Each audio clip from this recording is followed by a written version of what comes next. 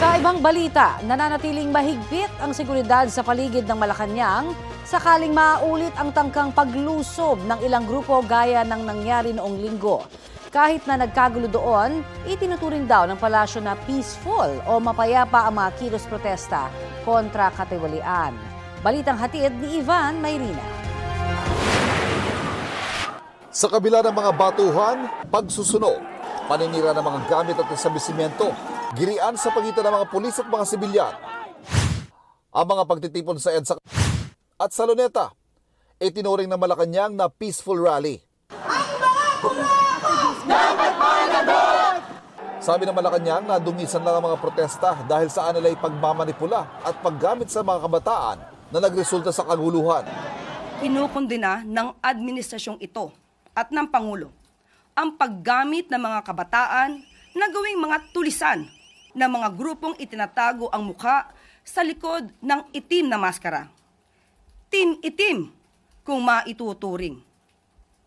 Hindi sila rallyista na may lehitimong adhikain laban sa korupsyon, kundi gumawa lang ng kaharasan, magnakaw, manunog, at manira.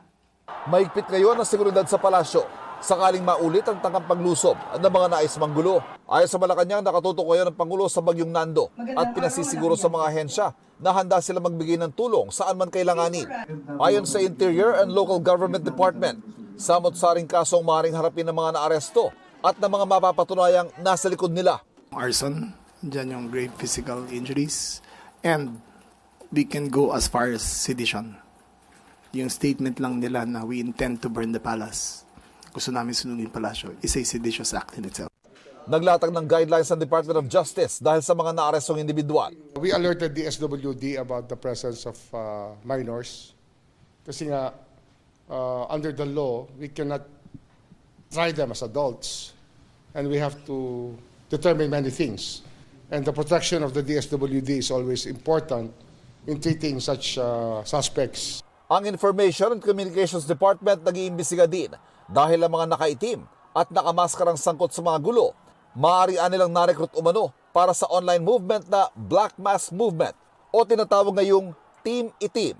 Parehong grupo umano ito ng mga hacktivist na nasa likod ng pagsira ng mga website ng gobyerno.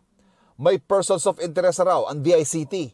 Last week pa po, through working with the telco and the social media platform, sila CICC po, trinatrack na yung Black Mask na movement. Naglalagay po sila nung how to create a Molotov dun sa web. Ito yung first incident na nakita namin na nag-organize sila sa web, tapos na-translate into violence. Kaya nga yung word na terrorism is aptly associated with them. Ivan Mayrina nagbabalita para sa GMA Integrated News.